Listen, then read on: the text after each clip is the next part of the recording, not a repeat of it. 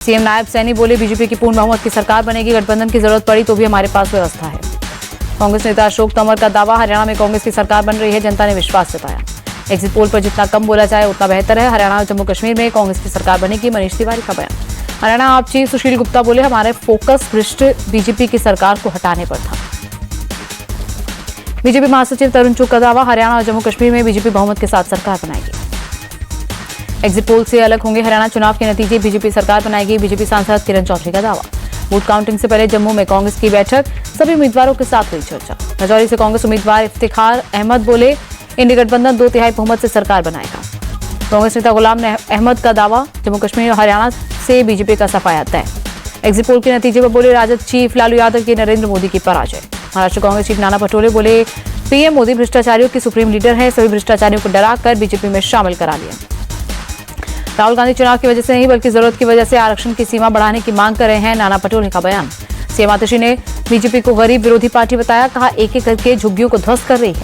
RJD chief Lalu Yadav का बयान, मोदी सरकार ने रेल का किराया बढ़ाया, स्टेशन बेच दिए, अब कहीं रेल की पटरियां न बेच रहे। लालू यादव जब रेल मंत्री थे तो लोगों की जान दांव पर लगी रहती थी, रेल हादसे होते थे, डिप्टी सीएम विजय सिन्हा का पलटवार।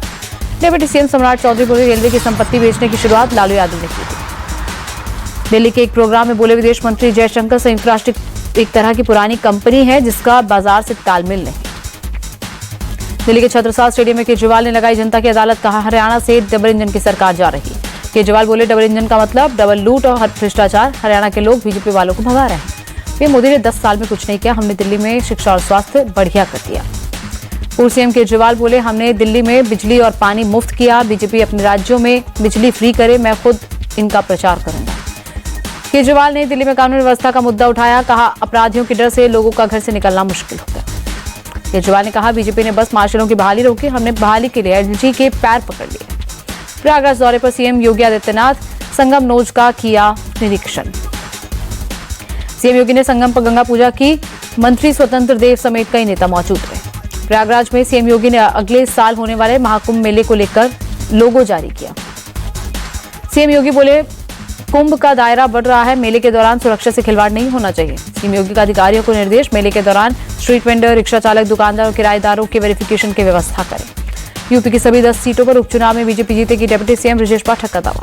पीएम मोदी के बांटने वाले बयान पर बोले कांग्रेस नेता पवन खेड़ा, जिसकी राजनीति ही बांटने वाली रही हो, उसके मुंह से ऐसे शब्द सुनकर आश्चर्य होता है। पवन खेड़ा बोले, पीएम मोदी को अपनी राजनीति ठीक करनी चाहिए, उनकी वजह से देश की हालत खराब है। पीएम के साथ हम सभी ने काम किया, तब उन्हें क्यों नहीं लगा हम बांटने वाली ताकत है, संजय राउत का सवाल।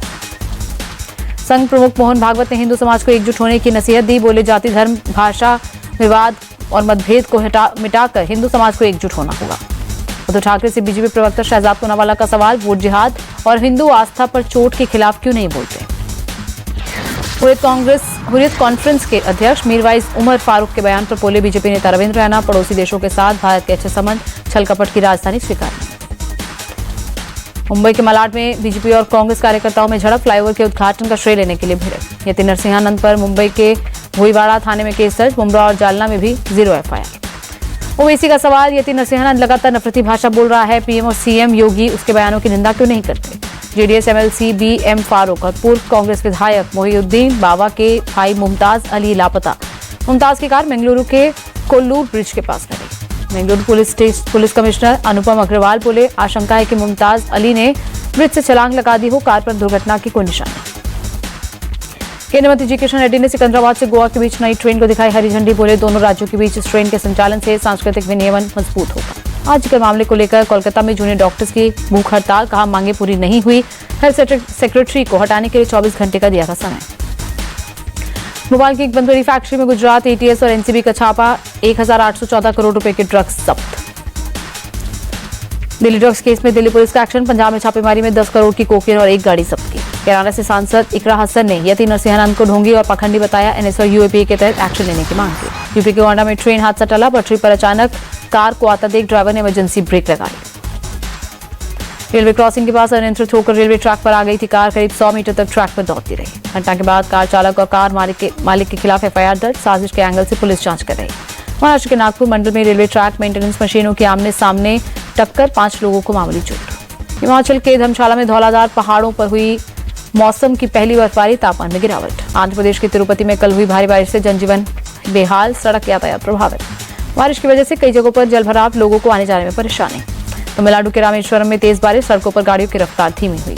उत्तर प्रदेश में 8 अक्टूबर से 8 नवंबर तक पुलिसकर्मियों की छुट्टी रद्द। डीजीपी प्रशांत कुमार ने दुर्गा पूजा, दशहरा और दिवाली के मद्देनजर छुट्टियां रद्द की।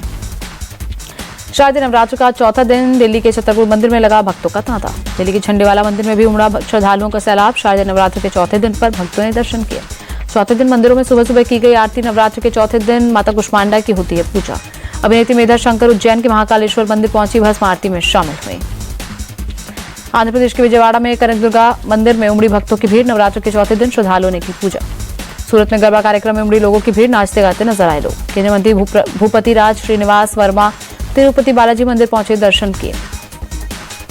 वायुसेना के 92वें स्थापना दिवस पर चेन्नई के मरीना बीच पर मेगा एयर शो का आयोजन। तमिलनाडु सीएम स्टालिन भी आयोजन में शामिल।